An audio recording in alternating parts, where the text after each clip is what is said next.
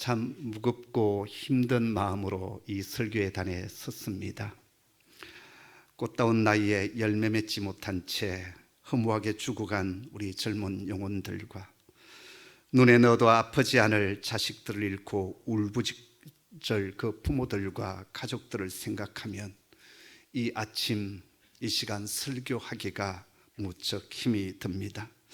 그것도 다른 주일이 아니라 우리 안에 감사영이 충만해야 될 추수감사절 아닙니까? 그러나 그럼에도 불구하고 주님은 우리에게 감사하라고 말씀하셨기에 기도로 준비한 감사절 설교를 시작하겠습니다. 여러분, 지난주 감사의 제목 100가지를 한번 생각해 보셨나요? 지난주 설교 말씀을 듣고서 감사의 제목 하나하나를 떠올려 보는데 100가지가 뭡니까? 1000가지, 10,000가지 참 많은 겁니다. 교회를 생각해도 감사할 게 많고, 저희 가정을 바라보아도 감사할 것이 많고, 제 인생을 돌아보아도 하나님 부어주신 은혜에 감사할 것 너무 많고, 또 우리 성도들의 얼굴 하나하나 떠올려 보면 감사가 너무 많은 거예요. 스위스의 교육학자 칼 힐티라는 사람이 행복론이라고 하는 책을 썼습니다. 그 행복론에서 이 칼 힐티가 무슨 말을 했냐면 감사하면 젊어진다라고 했습니다. 여성 여러분, 젊어지기를 원하십니까? 감사해 보십시오. 지난번 산티아고 길을 걷는데 어느 마을인지 정확하게 기억은 나지 않습니다. 한 작은 마을에서 이제 하루를 유숙하게 되었는데요.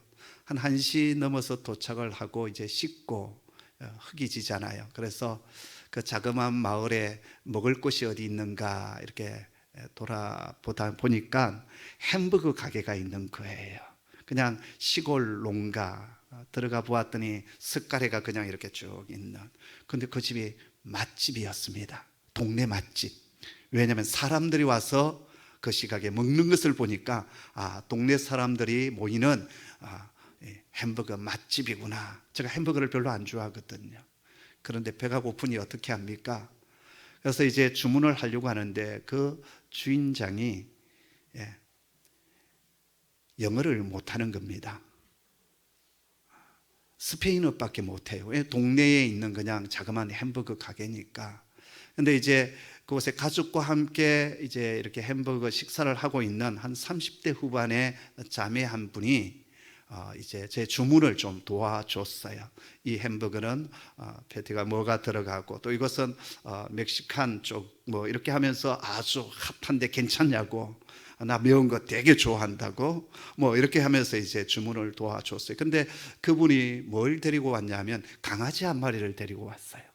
저희 집에도 강아지를 키우지 않습니까? 강아지를 키우는 사람은 남의 집 강아지도 예쁘거든요.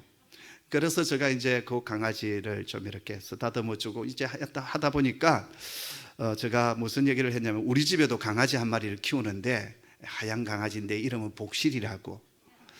그래서 그 강아지를 좀 보자는 겁니다. 그래서 제가 이제 핸드폰에 저장한 그 강아지를 이제 이 복실이를 보여주다 보니까 우리 가족 전체를 보여주지 않을 수가 없게 되었어요.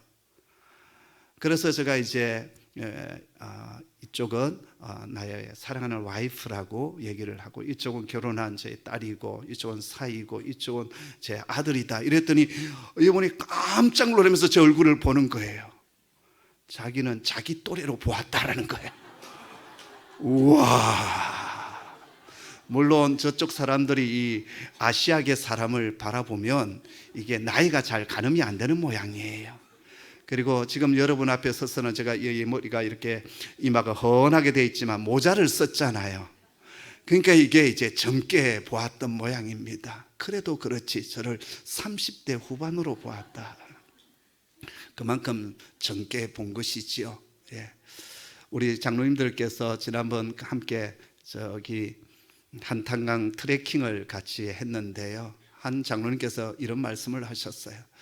목사님은 뒤에서 보면 허리가 꼿꼿하게 서가지고 아주 젊은이처럼 보인다라는 거예요. 청바지 딱 입고 있으면. 그래서 다른 장로님들께 우리 목사님 몇 세까지 살 수 있을 것 같으냐? 내가 볼 때 한 100세까지는 살 것 같아. 그래서 저주하지 말라라고 했어요. 사람들이 저를 보면서 꽤 젊게 봅니다. 제가 젊게 보이는 이유가 두 가지 있습니다. 제 영이 어린아이 영이거든요. 어린아이 영이 제 속에 있습니다. 그리고 참 힘든 세월, 고난의 세월들을 살아왔지만 제가 늘 감사하려고, 또 감사가 제 안에 충만하기에 하나님께서 저를 젊게 만드신지 않았나라는 생각을 합니다. 여러분, 감사가 풍성하시기를 바랍니다. 그래서 젊어지시기를 바랍니다. 에브라임 링컨이 이런 말을 했습니다. 감사하는 사람에게는 발전이 있다라고 했어요. 우리가 감사하면 하나님께서 기뻐하십니다. 그리고 우리의 인생을 열어주시고 성장시켜 주시고 발전이 있게 하십니다. 우리 그리스도인들에게는 신앙의 표지 세 가지가 있지 않습니까? 첫째는 믿음, 둘째는 소망, 사랑입니다. 근데 성 어거스틴은 믿음, 소망, 사랑 가운데 한 가지를 더 덧붙여야 된다. 그게 뭔지 아십니까? 감사라고 했습니다. 우찌무라 간조는 사람에게는 세 가지 저주가 있다라고 했어요. 첫째는 하나님을 믿으려고 하는데 믿어지지 않는 것, 그게 저주다라고 했어요. 두 번째는 성경을 읽어도 설교의 말씀을 들어도 그것이 하나님의 말씀으로 들려오지 않는 것, 그게 저주다라고 했습니다. 그리고 세 번째 저주가 뭐냐? 그 마음속에 감사가 일어나지 않는 것, 그게 저주다라고 했습니다. 성도 여러분, 여러분은 어떤 사람들입니까? 하나님이 믿어지십니까? 네, 축복의 사람입니다. 네. 설교를 들을 때 하나님의 말씀으로 들려옵니까? 네, 축복의 사람이에요.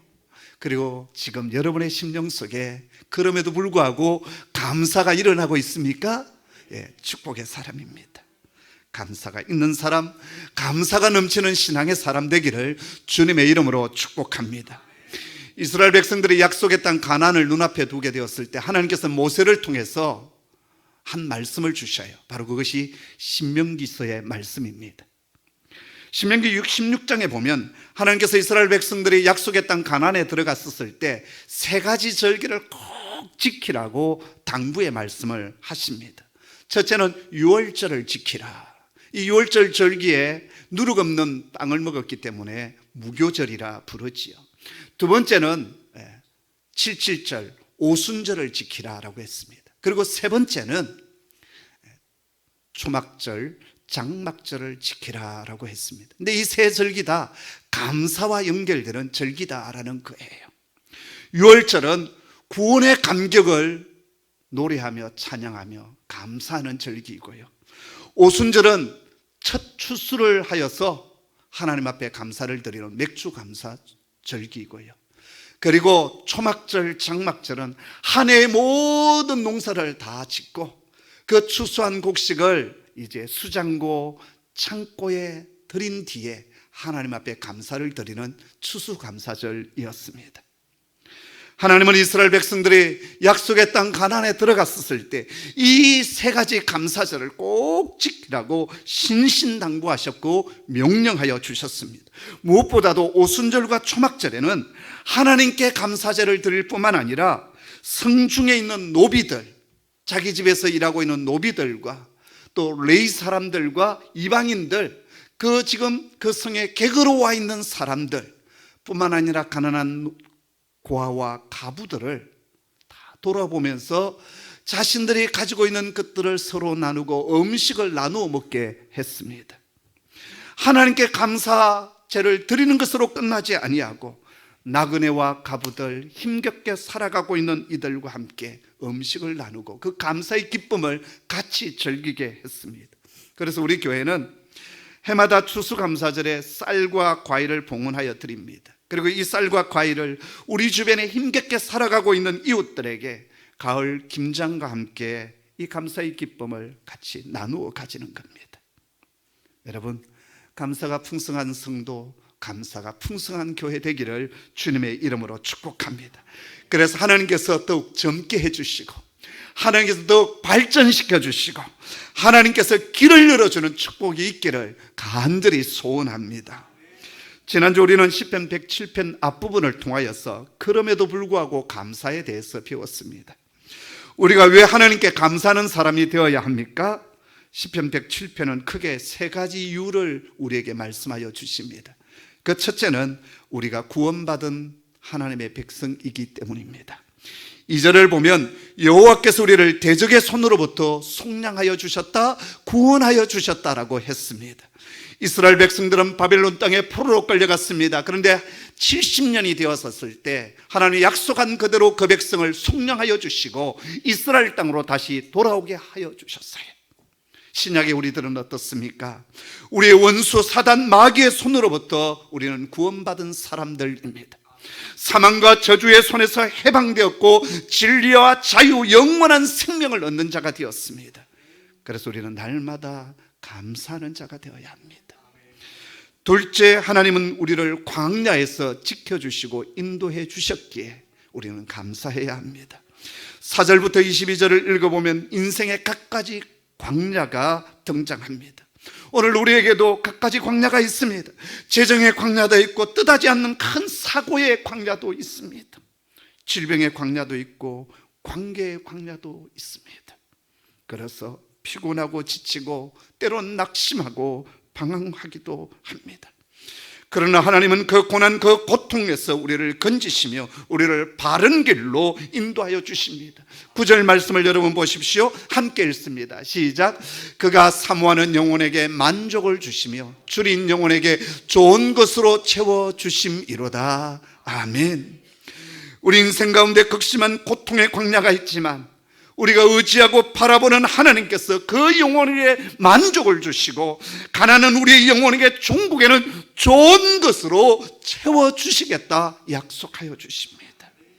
그러면서 하나님은 우리에게 감사하라, 찬양하라 그렇게 말씀하십니다.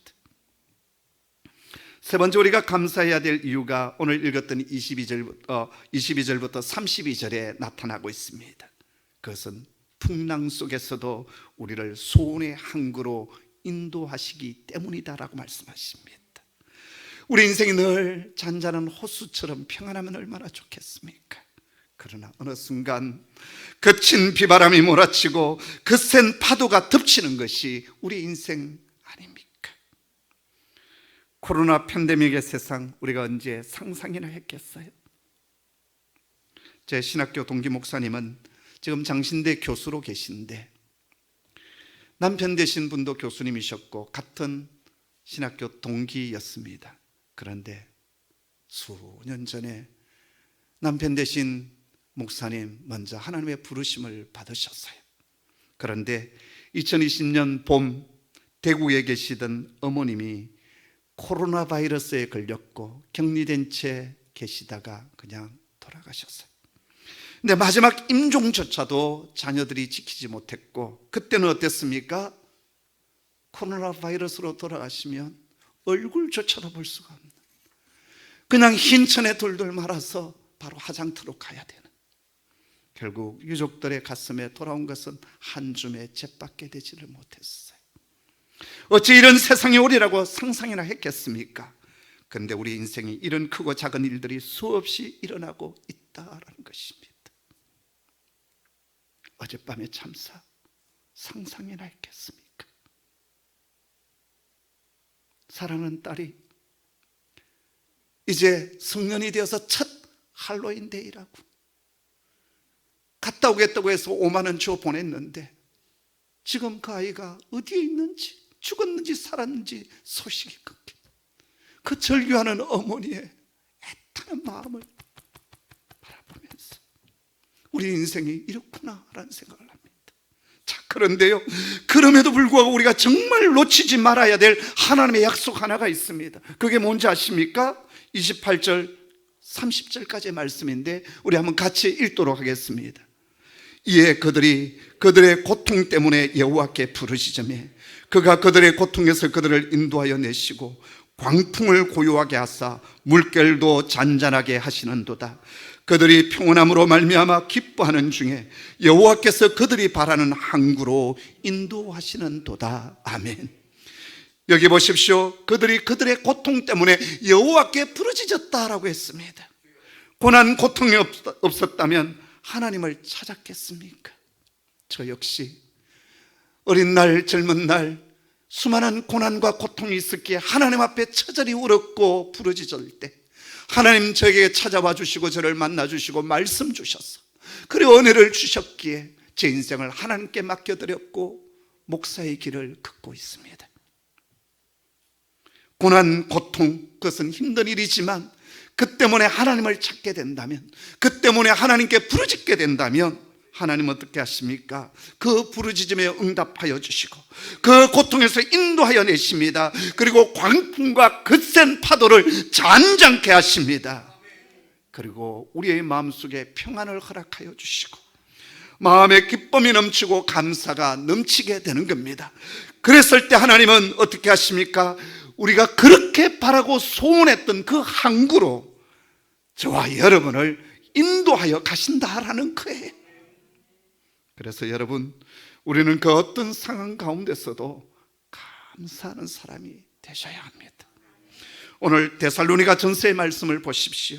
항상 기뻐하라, 쉬지 말고 기도해라, 그리고 범사에 감사하라. 이것이 예수 그리스도 안에서 너희를 향한 하나님의 뜻이니라 라고 말씀하십니다.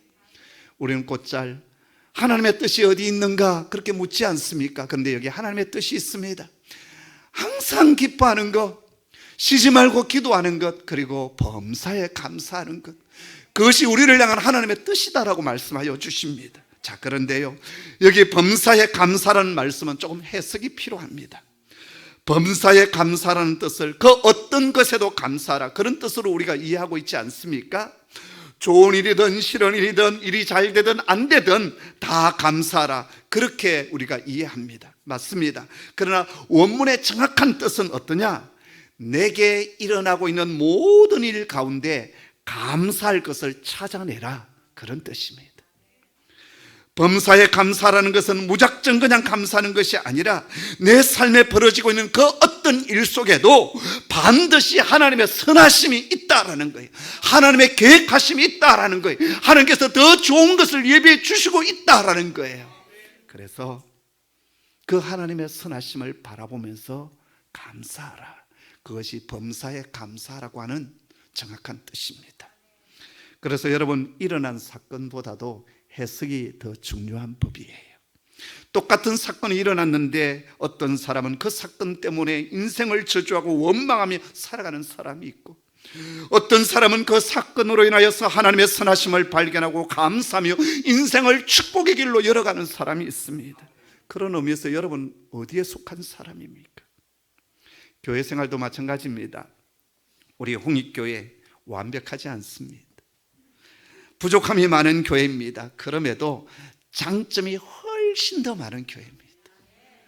자랑하지 않아서 그렇지 자랑할 것이 참 많은 교회가 우리 교회예요. 근데 어떤 사람은 불평 불만 속에서 꽁해가지고 신앙생활하는 사람들이 있어요. 그런데 거의 대부분의 사람들이 우리 공동체 안에서 신앙생활을 하면서 기뻐합니다, 감사합니다, 그리고 교회를 자랑합니다. 여러분, 자랑하는 사람, 기뻐하는 사람, 감사하는 사람 되기를 소원합니다. 쓰레기장처럼 되어가지고 하수 종말처리장처럼 부정적이고 그 모든 것들을 다 받아들이는 그런 사람들이 있어서는 아닌데, 그런 곳에는 하나님의 은혜가 임할 수가 없어요. 여러분, 기뻐하고 감사해서 하나님의 은혜가 머무는 그러한 심령, 가정, 교회 되기를 주님의 이름으로 축복합니다. 오늘 시편 107편 뒷부분 33절부터 마지막 43절까지 보면 감사하는 자에게 주시는 하나님의 축복이 약속되어 있습니다. 그게 뭘까요? 첫째, 36절에 보니까 거주할 성읍을 주신다라고 했습니다. 거주할 성읍을 주신다고 하는 것은 내 삶에 살아갈 길을 열어주신다는 것이고 삶에 안돈을 주고 평안을 주신다는 거예요. 두 번째 약속이 뭡니까? 37절에 보면 풍성한 소출을 거두게 하신다라고 했습니다. 하는 일을 잘되게 하십니다. 번성의 축복이 임하게 합니다.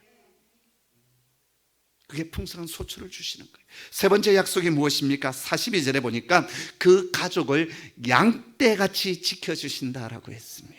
누가요? 목자 되신 하나님께서. 하나님의 보호하심과 은혜의 카바링이 감사하는 자에게 있습니다. 이 축복이 흘러오는 가정 또 교회 되기를 간절히 소원합니다.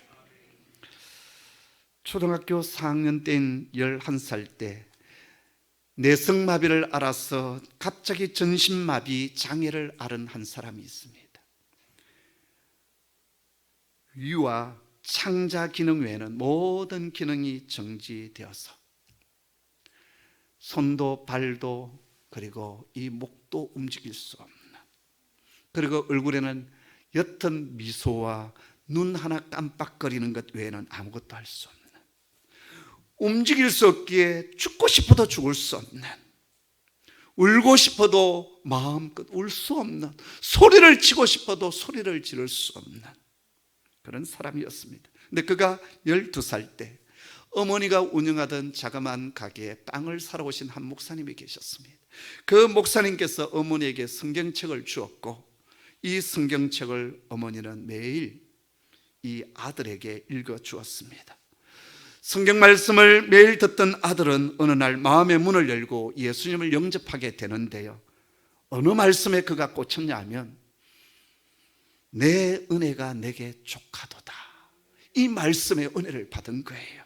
근데 이 구절을 어떻게 그가 받게 되었냐 하면, 그날은 어머니가 외출을 하는 바람에 성경책을 넘길 수가 없어서 하루 종일 한 페이지만을 읽고 또 읽고 읽고 또 읽고 하다가 그때 꽂혀왔던 말씀이 내 은혜가 내게 족하도다라는 이 말씀이었어요.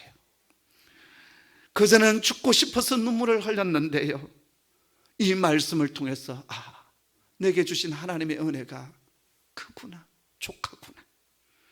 그리고 예수님을 영접하고 구원의 기쁨과 감격의 눈물을 흘리는 사람이 되었습니다. 바로 그의 이름이 미즈노 겐조라고 하는 사람입니다. 어머니는 겐조가 자신을 표현할 수 있도록 일본어 글자표를 벽에다 붙여놓고 한자 한자 짚어갔습니다.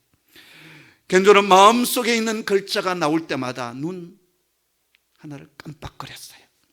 그래서 자신을 표현하였고 10년 뒤에 그런 시집 한 권을 펴내게 됩니다. 겐조는 1984년 세상을 떠날 때까지 47년 동안 모두 4권의 시집을 썼습니다.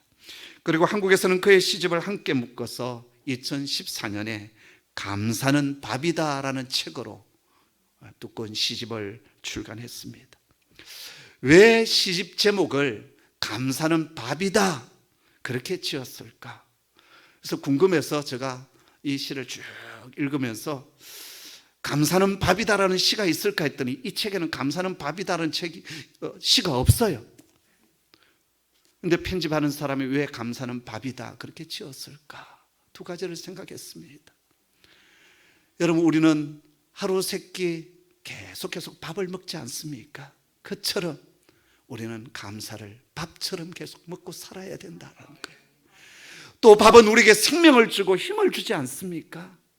우리가 매일매일 감사하게 될 때 우리 안에 생명의 역사가 일어나고 하나님께서 주신 새 힘을 얻게 된다라는 거예요. 이 시집에 보면 힘들지 않았다면 이라는 시가 있습니다. 만일 내가 힘들지 않았다면 하나님의 사랑을 몰랐을 테지. 만일 많은 형제 자매들이 힘들지 않았다면 하나님의 사랑은 전해지지 못했겠지. 만약 주 되신 예수님이 고난받지 않으셨다면 하나님의 사랑을 나타낼 수 없었겠지. 또 그 시집에 감사함이라는 시가 있습니다. 말을 못하는 나는 감사합니다라고 말하는 것 대신에 미소를 짓는다. 아침부터 몇 번씩 미소를 짓는다. 괴로울 때도 슬플 때도 진심으로 미소를 짓는다. 모든 인생은 누구 하나 예외 없이 고통스러운 광야와 풍랑 있고 가시가 있습니다. 어떤 사람은 육체의 질병 때문에, 어떤 사람은 자녀 때문에, 어떤 사람은 재정의 문제 때문에, 관계의 문제 때문에 남모를 아픔을 삼키고 살아갑니다. 그러나 여러분, 나와 함께 하시는 그 하나님께 감사하고, 나를 구원해 주신 하나님께 감사하고, 내게 능력을 더해 주시고 선하고 인자하심으로 나를 이끌어 가시는, 그래서 종국에는 소원의 항구로 나를 이끌어 가시는 그 하나님께 감사하고, 그동안 망가지 주신 그 은혜에 감사의 미소를 띄우면서 하나님께 영광을 돌리며 찬양하는 사람이 될 때, 하나님께서 우리에게 더 좋은 것으로, 풍성한 것으로 채우시고 인도하여 주실 줄을 믿습니다. 감사가 풍성한 하나님의 사람 되기를 주님의 이름으로 축복합니다. 기도하겠습니다. 아버지 하나님, 참 무겁고 참담한 모습으로 이 감사절 주일 예배를 드리며 하나님의 말씀을 저희가 듣습니다. 힘들고 어렵지만 그럼에도 불구하고 이곳에도 하나님의 선하심을 저희가 발견하며 감사합니다. 주님, 이 땅의 사단의 모든 문화는 깨트려지게 하시고 예수의 영이 이 땅을 통치하여 주시옵소서. 생명의 역사가, 생명의 문화가 이 땅을 덮게 하시고 우리 젊은이들, 우리 아이들을 사로잡은 모든 귀신의 영은 나사렛 예수의 이름으로 떠나가게 하여 주시옵소서. 힘들고 어렵지만 그럼에도 불구하고 저희가 감사의 찬양을 부릅니다. 이 찬양 들을 때 어둠의 영은 떠나가게 하여 주시고 우리 안에 소망의 은혜가 넘치게 하여 주옵소서. 예수님의 이름으로 기도하옵나이다. 아멘.